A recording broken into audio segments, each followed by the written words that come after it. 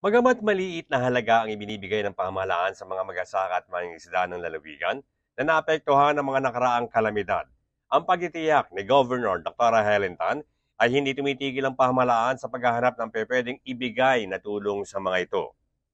Maswertean niya mga ito dahil laging bahagi sila ng programa ni Pangulong Bongbong Marcos Jr.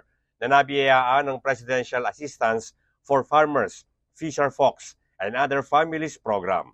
Hindi kaya pang pantayan yung mga nalugi sa inyong mga tanim. Alam ko malaki po ang inyong puhunan, pero talaga namang sa realidad ng buhay, hindi naman na ibibigay ng 100% ng gobyerno ang pangangailangan. Tama po ba?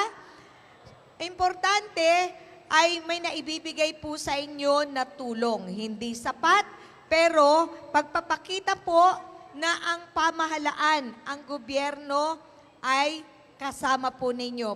Sa kabila ng sunod-sunod na problema na nararanasan ng mga magsasaka at mangingisda, kabilang narito ang ASF at peseng umaatake sa mga pananim na mais, tiniyak naman ni Governor Tan, sama-sama silang babangon dito.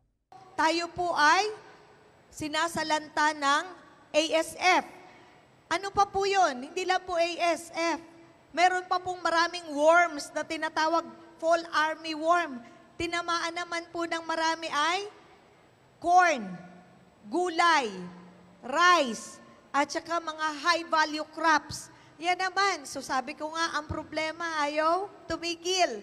No? Ang pagsubok dire-diretso. Importante, sama-sama po tayong babangon, no?